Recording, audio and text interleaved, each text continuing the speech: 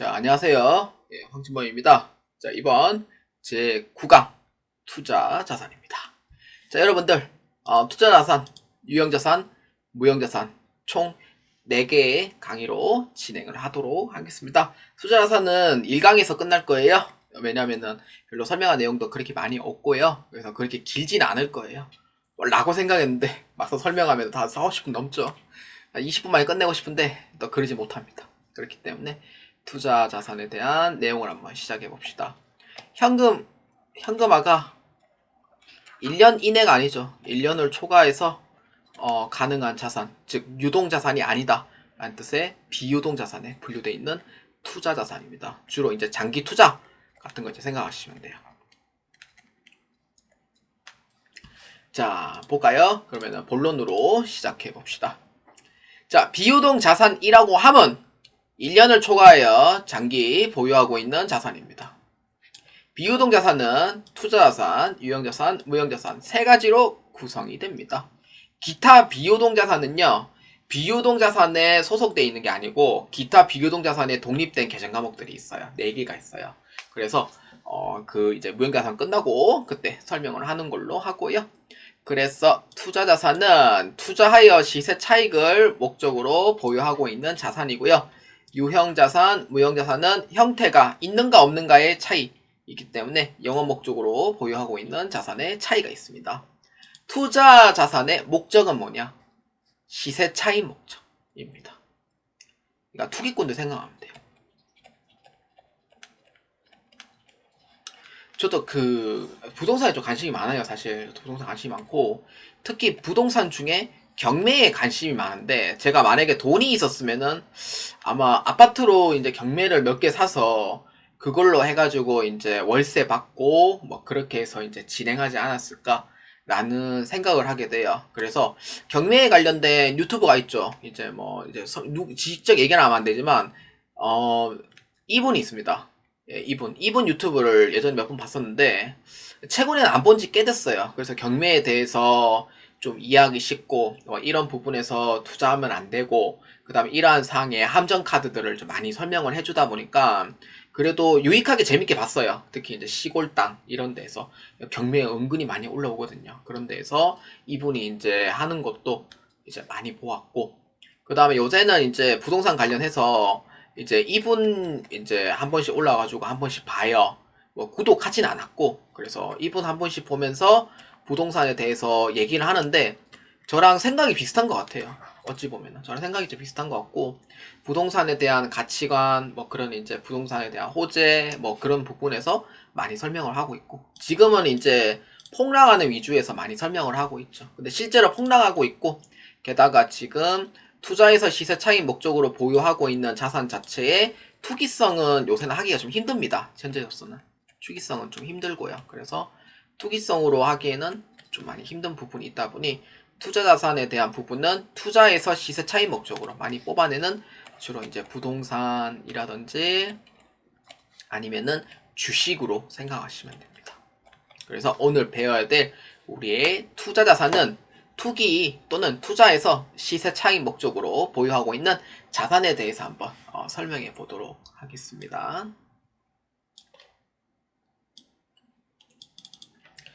자, 그래서 우리의 파트는 네모자로 이제 보이시는 파트 있죠. 이 부분에 대해서 오늘 총 4강을 거쳐서 진행하게 되겠습니다.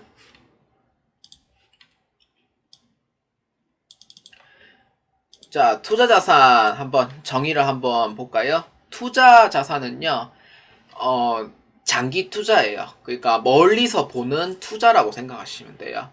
근데 저 같은 경우에는 제가 만약에 부동산 투자를 한다고 하면은 저는 멀리서 보는 투자를 위주로 많이 할 것 같아요.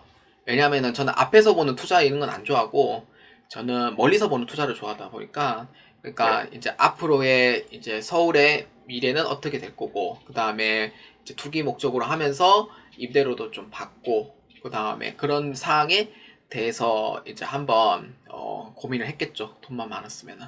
그래서 투자 자산은 1년을 초과해서 투기 목적으로 보유하고 있는 자산입니다. 여러분들 목적을 잘 기억해 주셔야 돼요. 투자 목적은 투자 자산이고요. 영업 목적은 유형 자산과 무형 자산. 그 다음에 판매 목적은 재고 자산입니다. 그래서 목적도 잘 기억해 주시고요. 그래서 주요 개정 과목은 투자 부동산, 매도가능 증권, 장기 보유 금융자산, 지분법 적용 투자 주식, 만기 보유 증권 등으로 해당합니다. 장기 보유 금융자산이라기보다는 그 장기성 예금. 이름이 옛날 이름은 장기 투자 유가증권이라고 많이 불렀거든요. 그래서 장기성 예금이라는 개정 과목 예전부터 있었긴 한데 장기 보유 금융자산이 그러니까 장기성 예금 같은 거 생각하시면 돼요. 오타는 아닌데 옛날 용어를 쓰다 보니 약간 좀 그런 게 있었고요. 그래서 단기 매매 증권은 주의사항이 투자 자산으로 분류되지는 않은 것에는 왜냐하면 이거는 단기다 보니까 유동 자산으로 분류되는 부분에 차이가 있습니다. 그래서 단기 매매 증권을 투자 자산이라고 부르면은 안 돼요. 왜냐? 이거는 단기이다 보니까 단기에서는 유동 자산으로 분류가 되기 때문에 그래서 우리가 아까 그 유동 자산 중에서 이제 그 그러니까 단기에 해당하는 투자에 관련된 분류가 있었죠. 그거에 대한 설명이 유동자산에 소속되어 있기 때문에 그래서 투자자산은 장기 쪽으로 보면 되고 단기는 그 유동자산으로 포함해 주시면 되는 그런 차이점 잘 기억해 주시길 바랍니다. 자, 그래서 개정 과목은 이렇다라고 보면 돼요. 투자 부동산 목적이 투기 목적입니다. 그러니까 예를 들어서 이렇게 생각하시면 돼요. 제가 살고 있는 이 아산 지역에서 예전에 이제 문 대통령일 때 아산 지역에서 그 탕정에 시티 프라디움이라고 있어요. 시티 프라디움 면적이 얼마였지? 83m 제곱이었나? 시티 프라디움이라고 있어요. 탕정에. 여기가 제가 알기로는 초기 분양가가 3억이었습니다. 초기 분양가가 3억. 그때 탕정역이 딱 생기기 전에 만들어진 아파트예요. 그 1년 뒤인가 1년 반 뒤에 탕정역 1호선이 개통이 됐습니다. 그렇기 때문에 그러니까 시티 프라디움 84m 제곱하고 그 다음에 아파트가 몇 개 있는데 그 중에 진짜 대표적인 게 예미지. 예미지 이건 절대 잊을 수가 없습니다. 진짜로. 멀리서도 예미지 아파트가 보여요. 그 이름이. 그 사람들이 그러니까 예미지 아파트를 뭐죠 멀리서 봐도 예미지가 보이는데 이러면서 막 그랬거든요. 예미지는 그저 쌌어요. 또 얼마였지? 2억 4천이었나? 2억 3천이었나? 3억이었나? 3억 초, 3억에서 4억이었나? 그래요. 뭐 기억이 안 난다 이제. 그래서 이게 지금 가격이 얼마냐면은 얘네들이 제가 하고 싶은 얘기가 뭐냐면은 투기 목적으로 많이 샀어요. 제가 알기로는 투기 목적으로 많이들 구입을 했습니다. 진짜로. 왜냐? 아산 쪽은요. 천안아산 쪽은 투기꾼들이 진짜 그 딱 먹잇감으로 좋은 시였거든요. 그게 그 수도권과 가깝다는 이유로. 그러니까 많이 투기꾼들이 많았어요. 그래서 이걸로 해서 시세 차익을 많이 뽑고 막 그랬었죠. 시세 차익 뽑고. 그래서 이제 특히 이제 시세 차익 목적으로 하는 거는 피를 받아내는 목적으로 시세 차익을 많이 이제 하는 부분도 있고. 두 번째는 어느 정도 임대를 하다가 좀 지났네 타이밍 보고 이제 파는 경우가 있어요. 이게 바로 투기꾼들이 하는 방식인데 제가 하고 싶은 얘기는 예미지는 그렇게 많이 안 올랐는데 시티 프라디움 이 금액이 엄청나게 오릅니다. 그래서 얼마까지 올랐더라? 3억짜리가 1년 지났나? 10억이 됐어요. 3배 이상 뛰은 겁니다. 그때 2021년도인가 그렇습니다. 제일 그 최고 올라갔을 때 2021년도인가 그래요. 그때 10억까지 올라간 거예요. 10억. 그래서 이때 아파트 사지도 못했습니다. 그때. 그래서 이러한 부분에 투기꾼들이 많아서 많이들 이제 먹고 그 다음에 또 이제 팔고 또 이제 이런 시기에 목적이 이제 투자 부동산이라는 목적이다라고 보시면 돼요. 그러니까 목적은요. 얘네들은 임대 목적이 아니에요. 아파트를 사는 목적이 임대 목적이 아니에요. 임대 목적이 아니고 뭐예요? 시세 차이 목적으로 구입을 합니다. 그래서 투기꾼들이 가장 많이 이제 찾는 지역이 어디냐면은 충청남도였어요. 그때 제가 살고 있는 충청남도요. 그때 시세 차익으로 많이 얻기 위해서 투자 부동산을 많이 했었습니다. 또 하나의 예가 뭐냐면은 그 홍성군에 가면요 내포 신도시가 있어요. 홍보금인가?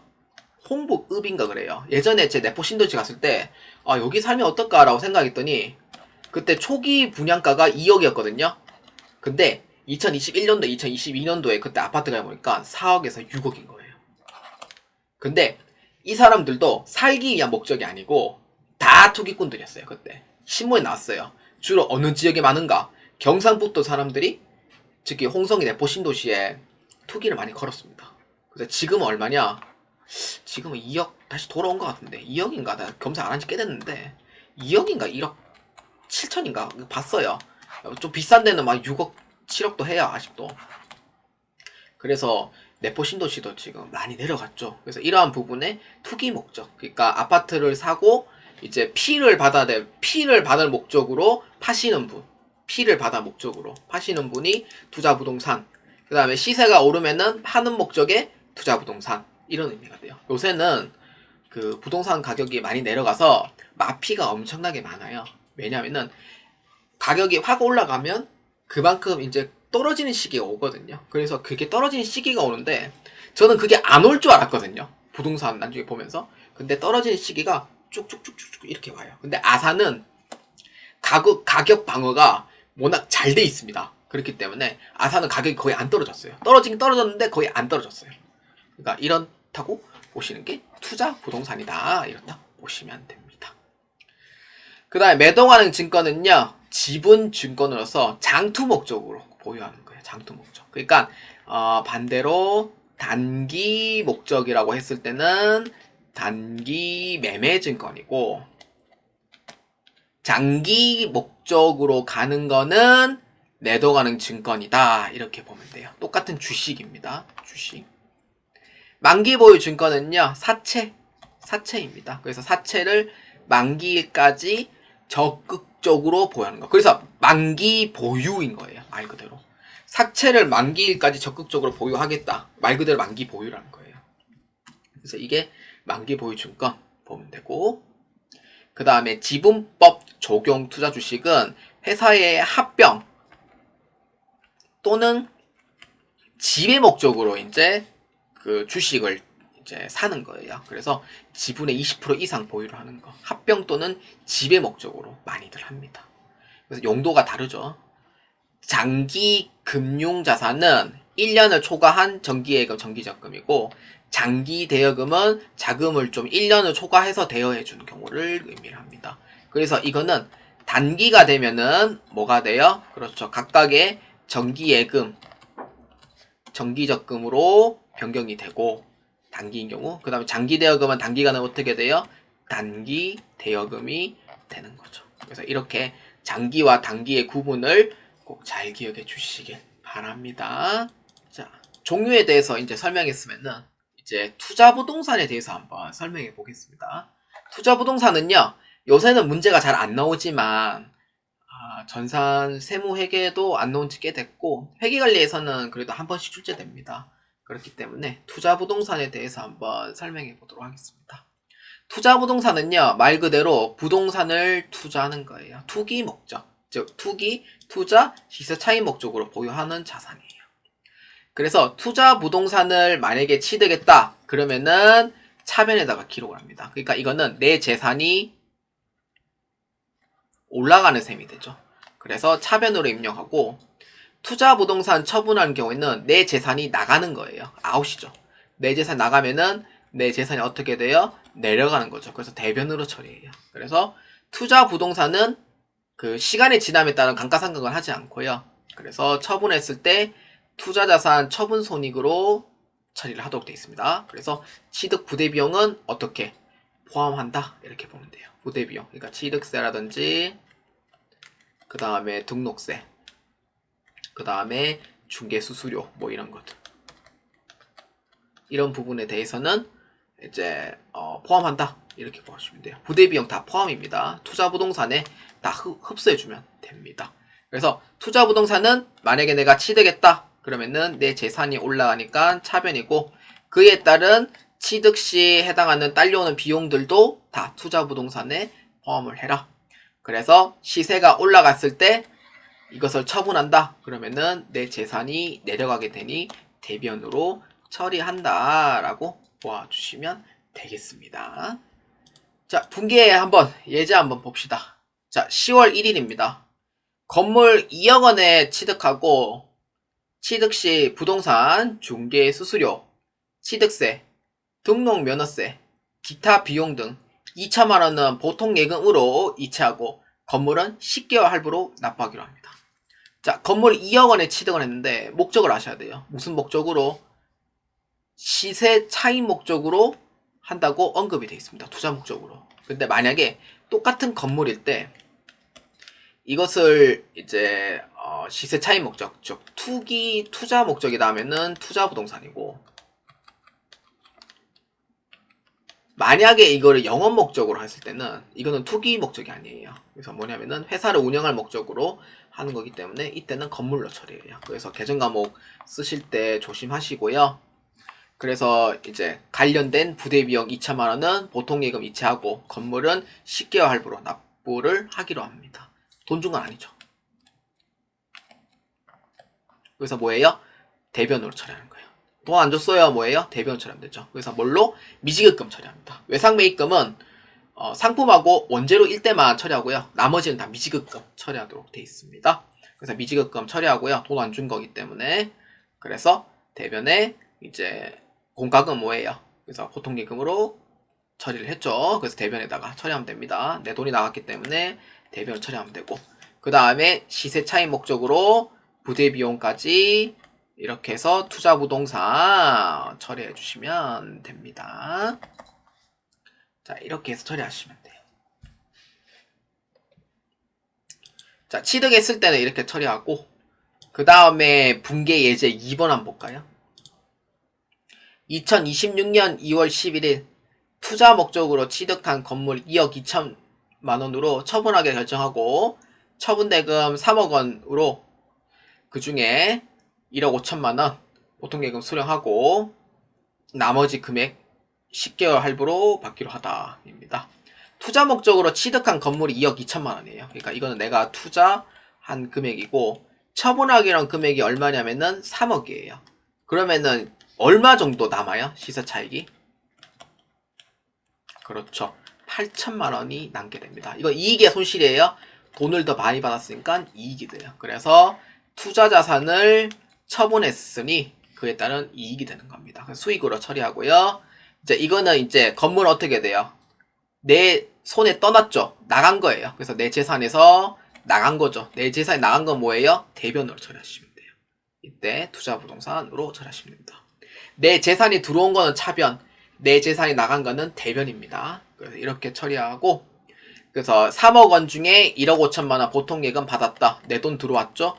그래서 차변이고, 나머지 금액은 할부로 받기로 했기 때문에 돈을 못 받은 거예요. 그래서 받을 수 있는 권리가 발생한 거죠. 그래서 차변으로 처리하시면 됩니다. 계정 과목은 미수금으로 처리해 주시면 됩니다.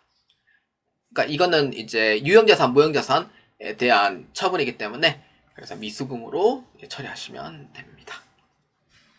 자, 미수금하고 외상 매출금하고 헷갈리시면 안 돼요. 자, 3번 장기 금융상품입니다. 정기예금, 정기적금 1년 초과 가입인 경우입니다.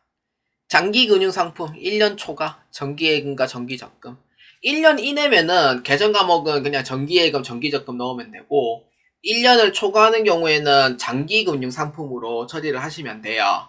그렇기 때문에 1년을 초과하는 경우 투자자산으로 분류가 되고요. 그래서 가입기간이 1년 이하인 경우에는 그냥 정기예금, 정기적금 아까 얘기를 했었던 부분이고요. 그래서 장기금융상품은 취득 시 차변, 만기로 인해서 없어지는 거는 대변으로 처리하시면 돼요. 똑같아요.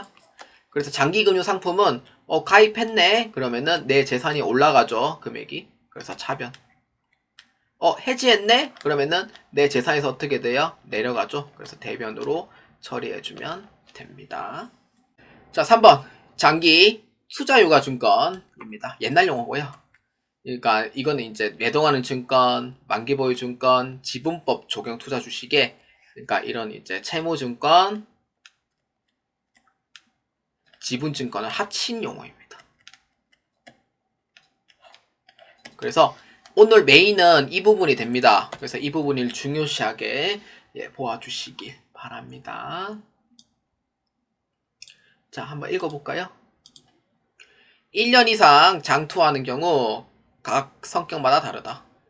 성격이 다 달라요. 왜냐? 자, 하나씩 이제 볼까요? 장기 투자 유과 증권이라 불리는 매도가능 증권, 만기보유 증권, 지분법 적용자 주식 세 가지예요. 왜냐? 이거는 각각 성격이 다 달라요.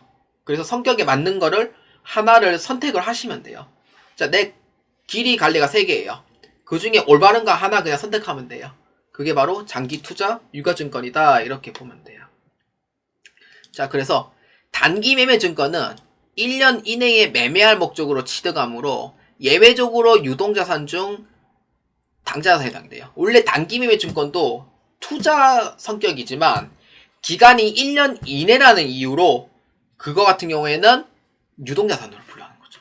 그래서 그런 거고, 그래서 취득 시 수수료 비용은 해당 계정 과목에 포함해서 처리합니다. 그러니까 이거는 여러분들 이거 헷갈리시면 안 돼요. 단기 매매 증권은 수수료 비용을 별도 처리합니다. 별도 처리하고, 그 다음에 장기 투자로 하는 유가증권인 경우에는 부대비용 포함입니다. 이거 헷갈리시면 안 돼요. 회계 처리할 때 단기 매매 증권만 유일하게 수수료 비용 처리 안 해요. 따로 해요. 그 나머지 거는 내가 취득했을 때 부대 비용을 다 포함해줘야 돼요. 그래서 이거 절대 헷갈리시면 안 돼요. 자, 그래서 투자자의 입장에서는 성격이 달라요. 그래서 하나를 선택하면 돼요. 문제에서 나오거든요. 장기 투자 또는 이제 사채 만기 보유 회사 지배 중에서 올바른 거 그냥 하나 선택하면 돼요. 여러분들이 목적에 따라 선택하면 돼요. 장투를 하겠다? 매도가능 증권. 사채 만기까지 보유하겠다? 만기 보유 증권. 회사를 지배하거나 합병하겠다? 지분법, 적용, 투자, 주식. 그 셋 중에 하나를 어떻게 하면 돼요? 선택하면 된다. 이렇게 보아주시면 되겠습니다. 자, 본격적으로 한번 설명해 보도록 할까요? 여러분들 이 내용 꼭 잘 집중해서 들으셔야 돼요. 자, 매도가능 증권부터 한번 보겠습니다. 자, 매도가능 증권은요, 장기 투자에 해당하는 내용입니다. 그래서 단기 매매 증권의 상위 버전이라고 제가 적어놨고요. 그래서 1년 이내에 매도할 목적은 단기 매매 증권입니다. 그래서 매도할 증권은 여기 줄 거면 돼요. 1년을 초과하여 매도할 목적으로 주식을 투자하는 것이다. 이 부분 중요합니다. 내가 장기 투자를 원합니다. 라고 하면은 매도하는 증권이고, 나는 단타 치겠다 라고 하면은 단기 매매 증권이 된다. 이런 의미가 되는 거예요. 그래서 매도하는 증권은 장기 투자 목적으로 취득 시 수수료 비용 포함이야 별도예요? 포함입니다. 포함하여 매도가능 증권으로 처리합니다. 차변에. 그래서 매도가능 증권은 지분증권에 해당이 됩니다. 포함이에요. 매도가능 증권 수수료 비용 포함이에요. 단기 매매 증권만 별도예요. 헷갈리시면 안 돼요. 절대로 헷갈리시면 안 됩니다. 그렇기 때문에 분기 예제를 한번 볼까요? 12월 13일 장기 투자 목적으로 주식회사 블루에너지 주식 3,000주 액면금액 3,000원 5,000원에 취득합니다. 사실 이건 안 봐도 돼요. 그래서 취득 수수료 20만원을 포함해서 보통예금 2차였다. 이거는 돈 나갔죠. 그래서 대변에 보통예금 처리합니다. 그래서 이제 투자하는 금액 1,500만원에서 20만원 이렇게 해서 해가지고 1,520만원만큼 처리하면 되고, 그래서 취득 수수료 비용 어떻게 해야 돼요? 그렇죠. 매도가능 증권에 포함을 해서 처리를 한다. 이렇게 보아주시면 됩니다. 굳이 이렇게 두 개를 따로 할 필요는 없고요. 한 번 해도 되니까 여러분들의 이해를 하기 위해서 처리하는 거예요. 그래서 투자를 했다. 그 뜻은 뭐냐면은 내 재산이 올라간다. 그래서 차변에 기록되는 거예요. 자, 그래서 매도가능 증권의 순서는 다음과 같아요. 자, 어떻게? 취득을 했죠. 장기 투자 목적으로 투자를 합니다. 그리고 평가해요. 12월 말짜리 평가합니다. 이거는 이제 결산 때 설명을 하는 게 가장 좋긴 한데, 이거는 이제 목적은 뭐냐? 내 주가가 얼마인지 한번 평가해볼까? 내 주가 얼마지? 한번 평가해볼까? 이런 거. 나중에 이제 시간이 지나면 어떻게 돼요? 처분할 때가 왔다. 내 감이 왔다. 자, 팔자. 묶고 더블로 가. 이런 느낌이에요. 그래서 처분할 때가 왔다. 그래서 처분. 이렇게 되는 거예요. 그러니까 이런 형태의 이제 매도하는 증권의 이런 흐름이다. 이렇게 이제 보면 됩니다. 그래서 매도하는 증권 평가 이 내용이 정말 번거로워요. 게다가 이해하기도 엄청 어렵고요. 그래서 오늘 내용은 이 매도하는 증권에 집중적으로 꼭 보아주셔야 돼요. 그래서 그렇게 얘기를 하는 거예요. 자, 그래서 우리는 매도가는 증권 평가에 대해서 한번 설명하겠습니다. 자, 이 부분이 제가 가르쳐줄 때 제일 어려워하는 내용 중에 하나가 이 부분이에요. 근데 설명 안 할 수가 없어요. 학원 같은 경우에는요, 조금이라도 어렵잖아요? 바로 중고 탈락 시켜버려요. 중고 탈락, 시켜버리는 게 아니고, 중고 탈락을 해요. 시키는 게 아니고, 해요. 본인이 해요. 나 못 따라가겠다, 못하겠다, 안 하겠다. 예, 그리고 하루 만에 바로 이제 중고 탈락해버립니다. 진짜. 그래서, 이러한 힘든 부분도 있지만, 그만큼 쉬운 부분도 있어요. 그래서, 오늘의 난이도는 최고 난이도입니다. 그렇기 때문에 꼭 잘 보아주시고, 천천히 한번 보아주시길 바랍니다. 자, 첫 번째 줄 정말 중요합니다. 이게 줄 끝이 않고 제가 강조해 있는 부분인데, 자, 한번 봅시다. 매도하는 증권의 평가는 외우는 게 아니고 흐름을 보고 이해하는 게 중요하다. 솔직히 말해서요, 내가 어느 강인지는 모르겠는데 이거 외우라는 사람이 있거든요. 자, 이거 외우셔야 돼요. 외워요. 외워야지만 이걸 할 수 있어요. 말도 안 되는 소리 하고 있죠. 이거 어떻게 외워서 이해를 합니까? 그러니까 이거는 매도하는 증권의 평가는요, 흐름을 보고 이해하는 게 정말로 중요해요. 여러분들, 우리 강 이름이 뭐지? 아산시의 강 이름이 없네. 낙동강 하십시다. 낙동강이 상주에서부터 시작을 해서 부산까지 흘러가요. 연장 513km예요. 낙동강. 그 예전에 저기 한 번 낙동강 그 저기 운전한다는데 그 난 좀 하려나 모르겠네요. 그 상주에서 부산까지인데 513km예요. 자, 물이 어떻게 흘러가요? 역류에서 올라가요? 순류에서 내려가요? 순류에서 내려갑니다. 그럼 매도하는 증권 평가는 어떻게 봐야 돼요? 물 흐르듯이 이렇게 봐야 돼요. 물 흐르듯이. 누가 이걸 외우라고 해요? 이거를. 그래서 물 흐르듯이 보면 돼요. 그렇게 하면서 이해를 하시면 돼요. 당연히 한 번에 이해는 안 될 거예요. 오늘의 내용은 한 번에 이해 안 될 거고, 두 번마다 이해 안 될 거고, 세 번마다 이해 안 될 수도 있어요. 네 번째 봐야 이해될 수 있는 내용이에요. 그래서 낙동강에서 상주에서 부산까지 흘러가듯이 이렇게 생각하시면 돼요. 상류에서 하류로 흘러가듯이. 이렇게 그냥 보시면 돼요. 그러니까 편하게 보세요. 그냥 회계 처리는 어떻게 하냐? 그러한 부분도 그냥 편하게 보시면서 일단은 복습을 하시면 돼요. 내가 오늘 이거 꼭 알고 가야지 라고 생각하면요, 회계에 오늘 흥미 떨어집니다. 그래서 오늘 내용이 제일 어렵다고 얘기를 했었고요. 그래서 시작해 볼게요. 자, 매도하는 증권은 평가 언제 하냐면은 12월 말자에 실시합니다. 단기 매매 증권 평가도 똑같아요. 그래서 단기 매매 증권도 평가를 해요. 하는데 두 번째 줄이 이제 중요한 부분이 여기에요. 둘 다 미실현 보유 손익에 해당한다. 여러분들 그 손익계산서 작성 방법에 그 실현주의라는 내용이 있어요. 그러니까 이거는 이제 수익이거든요. 수익의 실현주의인데 이거를 실현주의라는 자체가 안 되는 거예요. 미실현인 거예요. 왜냐면은 이거는 처분을 한 게 아니기 때문에 내 돈이 들어온 게 아니에요. 그래서 미실현이라고 불러요, 이거를. 그래서 미실현 보유 손익이기 때문에 이것을 원래로 따졌을 때는 수익 비용으로 처리가 안 돼요.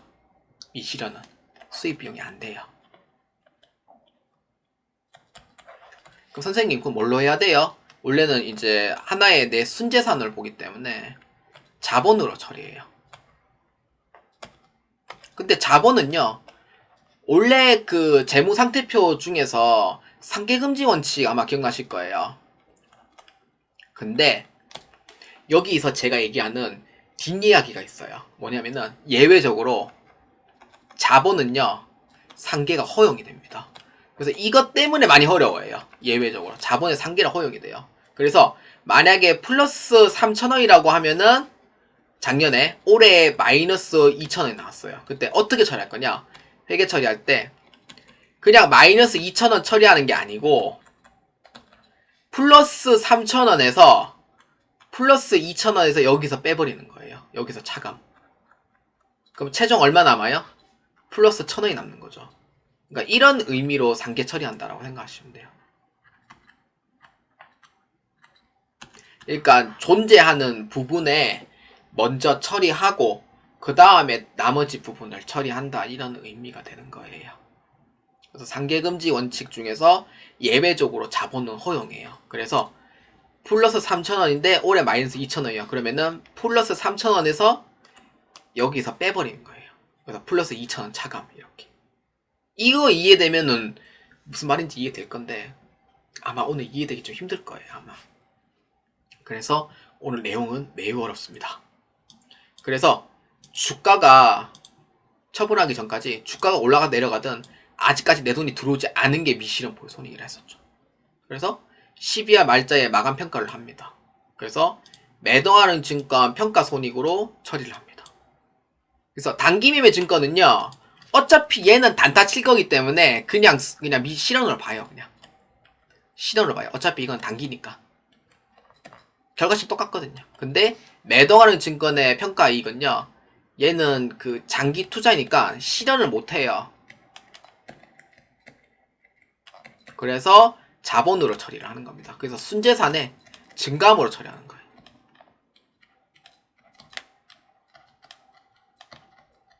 그래서 이렇게 처리한다라는 부분 꼭 기억해 주시길 바랍니다.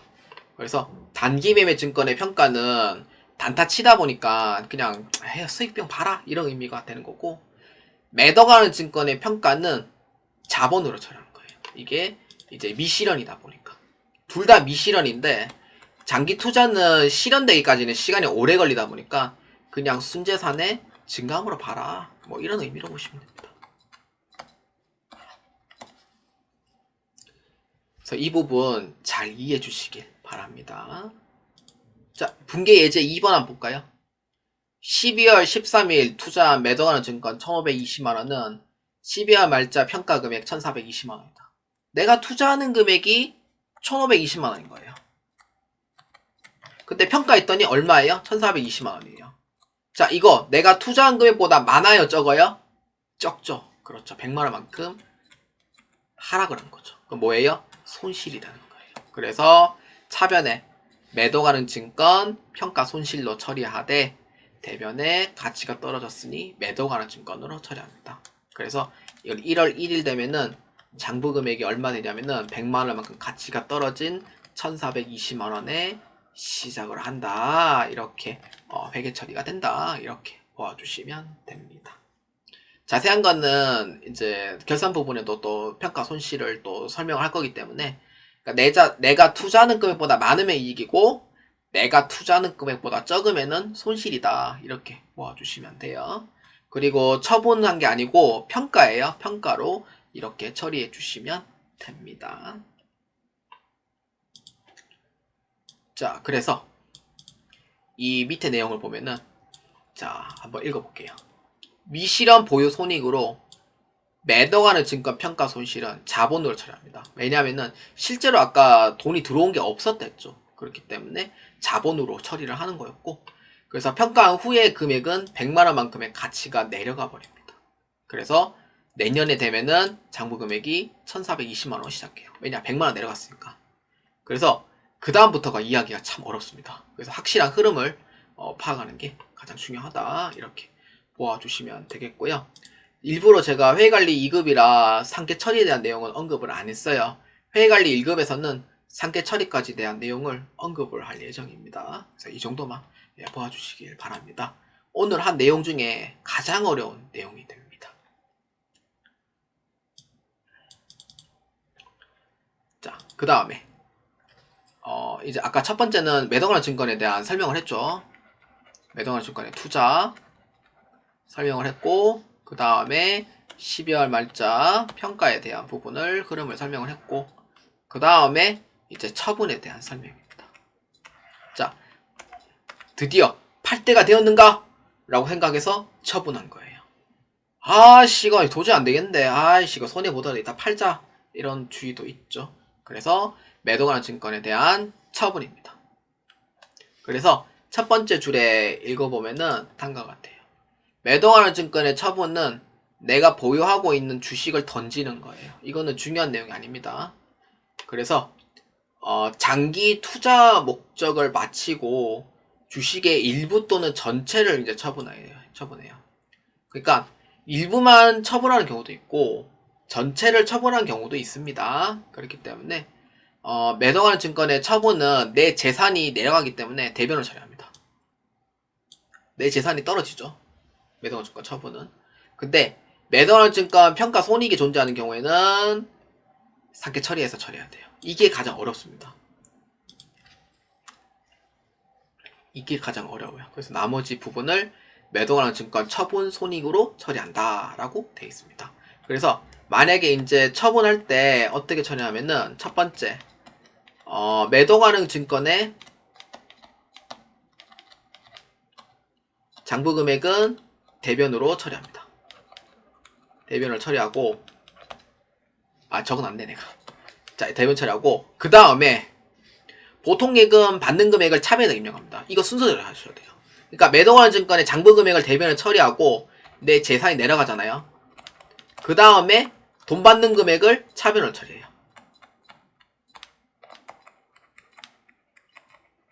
이걸 먼저 시작합니다. 이걸 먼저 시작하고 해야 돼요. 무조건. 왜? 이거를 먼저 해야지 매도하는 증권에 해당하는 그 뒷얘기가 딱 퍼즐처럼 맞춰지게 돼요. 근데 이거를 안 하잖아요? 헷갈려서 나중에 틀려요. 그리고 틀리거나 아니면은 말도 안 되는 붕괴 창조를 합니다. 저는 미켈란젤로가 아니기 때문에 창조하면 안 돼요, 절대로. 회계는. 정해져 있죠, 계정화명이. 그래서 이 두 개가 되면은 이 3번과 4번이 제일 중요합니다. 매도가는 증권 평가 손익을 상계 처리해요. 그러니까 이 뜻은 뭐냐면은 상계라는 뜻은 뭐냐면은 모든 장부 금액을 0으로 맞추는 거예요. 이게 상계라는 의미로 보시면 돼요. 그래서 평가 이익은 수익이니까 대변이잖아요. 그래서 이거를 처분할 때는 반대로 하면은 금액이 없어져요. 그래서 차변으로 처리해요. 그 다음에 평가 손실은 차변이고 처분했을 때 어떻게 돼야 돼요? 대변으로 처리하면 돼요. 이렇게. 그래서 이거는 모든 장부 금액을 0으로 처리하는 거예요. 처분했을 때 평가 이익이 이렇게 있을 때 위치를 바꿔주는 거고 그 마지막에 평가 손익 끝났잖아요. 그 마지막에 처분 손익으로 처리를 해주시면 된다. 이 순서대로 꼭 기억해 주시길 바랍니다. 자, 그래서 분계 예제 3번 한번 봅시다. 3월 13일에 보유하고 있던 매도가능 증권 1,420만원은 1,600만원에 처분하기로 합니다. 처분 수수료 20만원을 제외한 나머지 금액은 수령했다.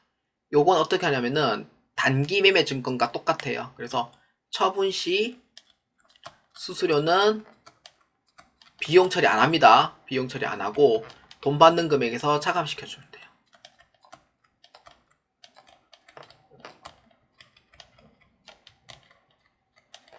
이렇게 보시면 돼요. 처분했을 때 요거 잘 기억해 주시고요. 그래서 첫 번째는 매도가능 증권의 장부 금액을 제거하는 거예요. 얼마? 1,420만원에서 내 재산이 내려가고 내 재산이 나갔기 때문에 대변에다가 처리하는 거예요. 매도가능 증권. 그 다음에 1,600만원 중에 처분 수수료 20만원 있으니까 그거 빼고 돈 받는 금액을 계산해줘요. 첫 번째. 두 번째. 그리고 앞서 분기 예제 2번에 평가 손실이 100만원 아까 존재했던 거 있었죠. 평가 손실은 그 자본에 해당하는 마이너스이기 때문에 비용으로 취급하는 것과 똑같아요. 그래서 평가 손실은 차변에 있는 거를 처분했을 때 어디로 가야 돼요? 대변으로 처리하시면 돼요. 그래서 모든 잔액을 상계 처리해서 모든 잔액을 0으로 바꿔줘야 돼요. 이게 바로 세 번째. 평가 이익은 대변에 있던 거를 차변으로 옮겨줘야 되고 평가 손실은 차변에 있던 거를 처분 시 대변으로 옮겨줘야 됩니다. 그래서 모든 잔액을 0으로 바꿔주셔야 돼요.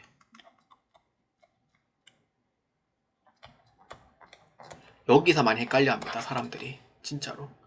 그리고 그 다음 마지막에 어떻게 하냐?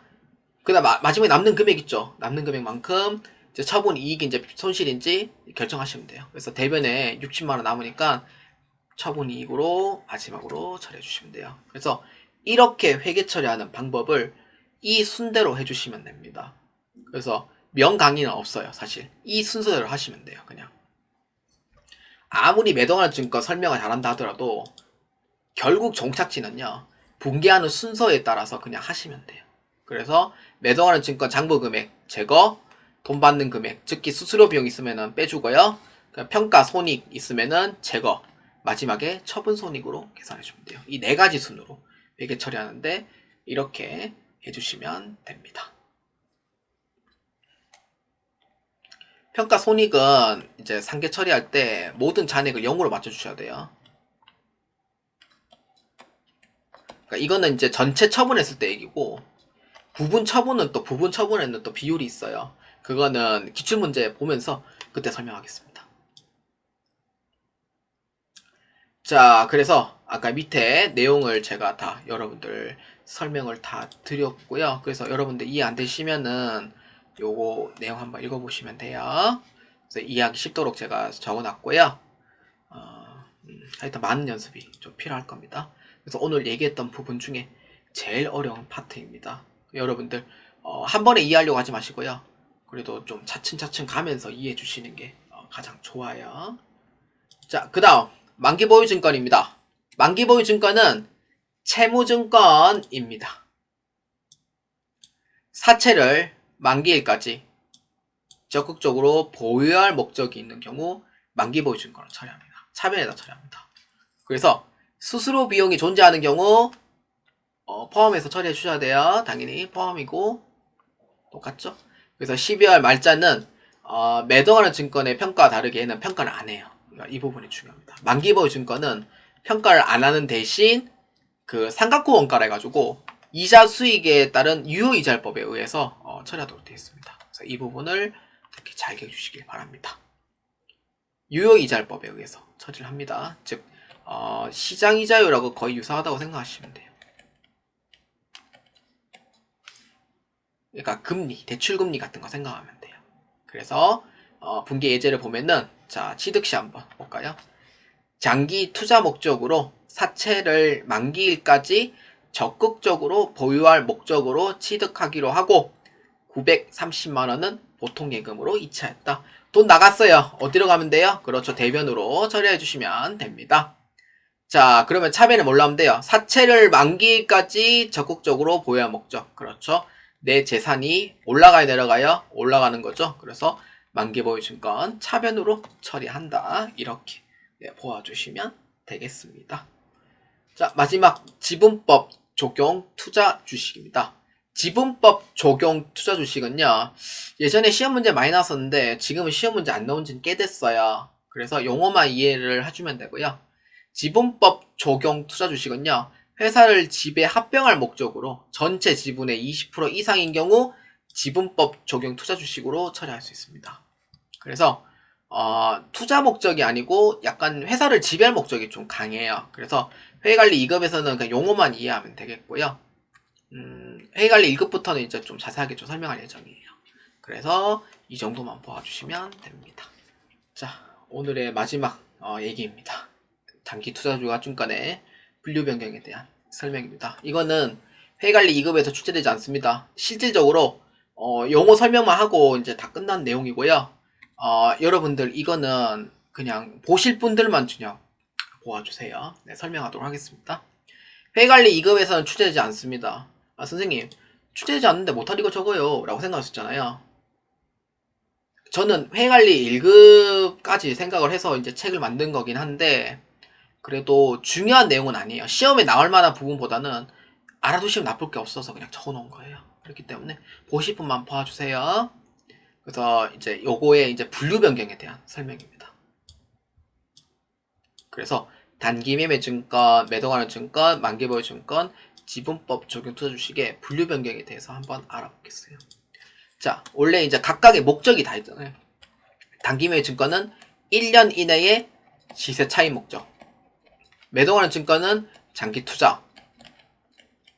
만기보유 증권은 사채를 만기일까지 적극적으로 보유하는 거. 지분법 적용 투자 주식은 뭐예요? 그렇죠. 합병이라든지 그런 이제 지배 목적으로 20% 이상 보유하고 있는 거. 목적이 다 있어요. 이렇게.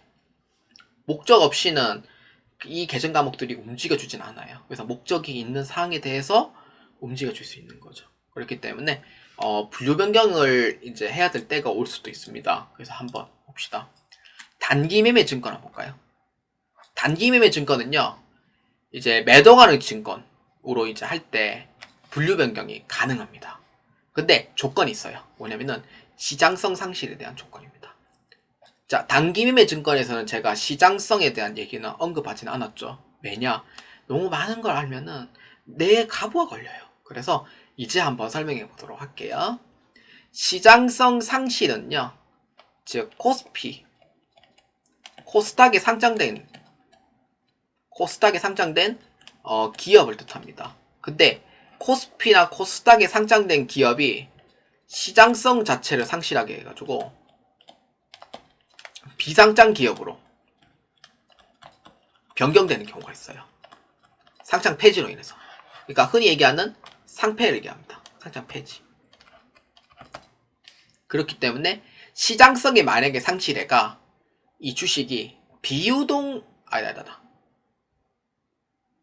비상장이 된 경우에는 매도가능 증권으로 변경이 가능합니다. 이때 매도가능 증권은요, 장기도 있지만 단기에 해당하는 계정 과목 명도 존재해요. 그렇기 때문에 시장성이 상실했을 때 단기 매매 증권은 매도 가능 증권으로 변경하는 게 가능합니다. 단 어떨 때 시장성이 상실돼서 상장 주식이 비상장 주식으로 변경됐을 때만 가능해요.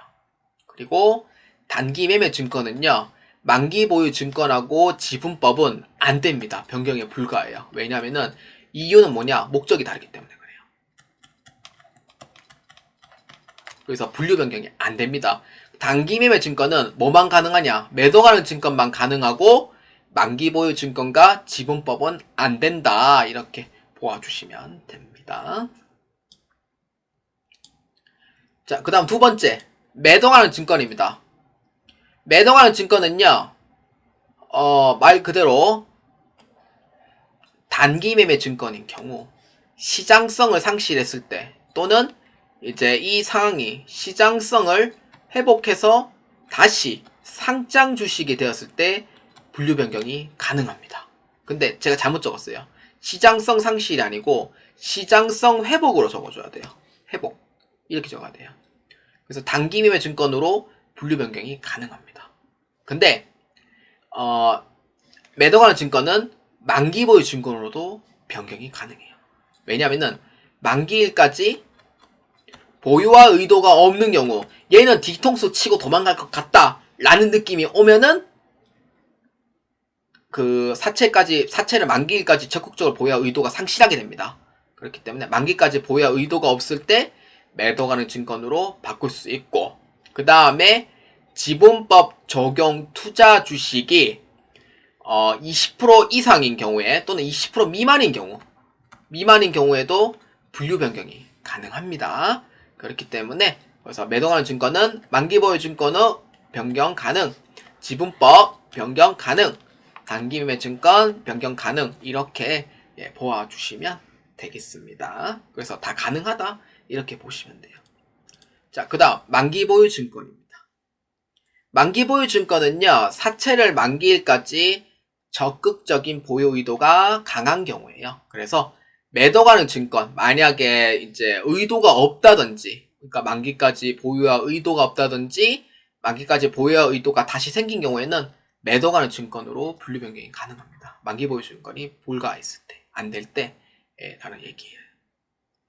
그 다음에 만기 보유 증권은요, 단기 매매 증권 지분법은요, 분류 변경 안 됩니다. 왜냐? 그 목적이 다르기 때문에 그래요.